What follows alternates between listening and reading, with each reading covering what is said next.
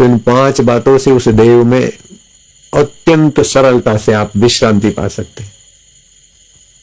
नींद में तो शरीर की थकान मिटती है, मन बुद्धि ताजे होते हैं, लेकिन इन 5 बातों का आश्रय लेने से आपकी थकान मिट जाएगी, आप उस देवमय हो जाएंगे। एकाग्रता, अनासक्ति, आसक्ति नहीं। कितना भी जगत की वस्तुओं को, चीजों को पकड़ो, आसक्ति करो, क्या साथ में चला किसी। आसक्ति करके वो परमात्मा की प्रीति से वंचित रह जाते हो। इसीलिए अनासक्ति।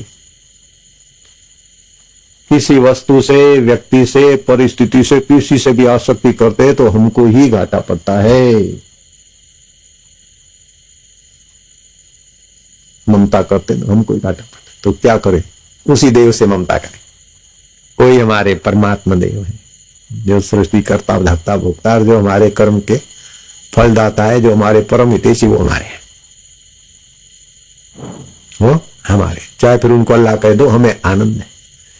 आपको कोई बुरा कहता है तो कोई फिक्र नहीं, हमारे लिए कोई बुरा कह दे हमें कोई डर नहीं, कोई फिक्र नहीं, लेकिन हमारे से बुराई हो तो हमें डर है। ऐसा आप और हम सावधानी रखें। तो बुद्ध के लिए कितना कुप्रचार होता था, मोहम्मद साहब के लिए कितना, जीसस के लिए कितना, कबीर जी के लिए कितना। तो कुप्रचार तो बड़ी बड़ी हस्तियों का होता ही आया है। बुद्ध पर तो ये लांछन था, वो विरोधियों ने तो बुद्ध के लिए फैला दिया कि सावश्री नगरी की वैश्या खुले बाजार में कहती कि आजकल मैं रहती नहीं यहां, क्योंकि बुद्ध जैसा ग्राहक मिल गया है, बुद्ध से मेरा शारीरिक संबंध है। वो जमाने में, अभी तो आजकल शारीरिक संबंध का कोई महत्व ही नहीं, तो वो जमाने में तो बड़ा कट्टरवाद था इस बात। आजकल तो फिल्मों ने बेशर्माई सिखा दी, और बुद्ध विरोधियों ने जैसी हवा दी, आखिर बात यहां तक चली कि कई टूट गए कच्चे कच्चे बुद्ध को मानने वाले, श्रद्धा में अश्रद्धा हो गई, अति हो गया। तो फिर उन विरोधियों ने और हवा दी कि इसकी जांच होनी चाहिए। तो जो पक्के थे ना, उन्होंने भी कहा बिल्कुल जांच होनी चाहिए, सत्य देर सवेर हम जानते हैं कि हमारे बनते कैसे।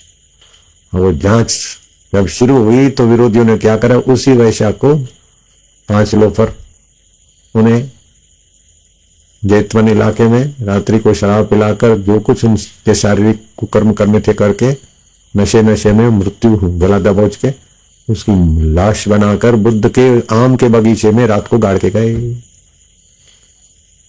और फिर जांच कमीशन को संकेत करने वाले भी इन्हीं के लोगों में से कोई थे, और जांच वाले आए तो लाश निकली भगवान बुद्ध के बगीचे से। इससे बड़ा पक्का प्रूफ क्या हो सकता है कि बुद्ध दोषी है?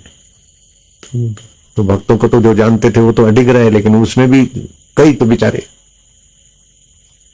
बुद्ध ने कहा ये बिक जाएगा, गुजर जाएगा।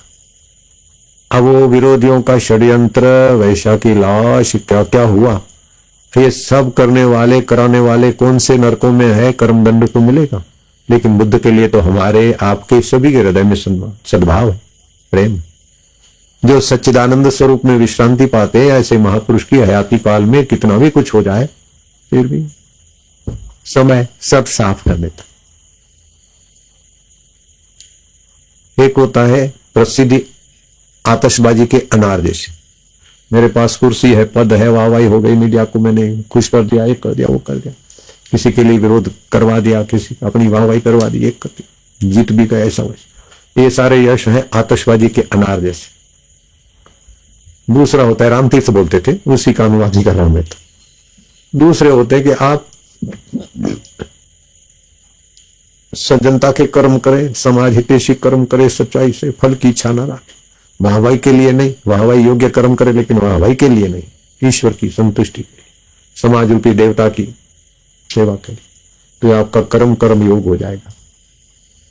अपने भाव श्रद्धा रखें भगवान की, जिस देव की, जिस अल्लाह गॉड जिसकी भी आप श्रद्धा पूर्वक करें, भक्ति योग हो जाएगा। और भगवान के तत्व का ज्ञान जानने की कोशिश करें तो ज्ञान योग हो जाए।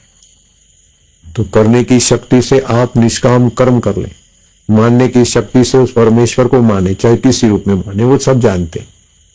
और जानने की शक्ति पूरी लगा दे, उसी परमेश्वर को जान ले। तो ये तीन शक्तियां सभी मनुष्यों को जन्मजात प्राप्त है। करने की शक्ति, मानने की शक्ति, जानने की शक्ति।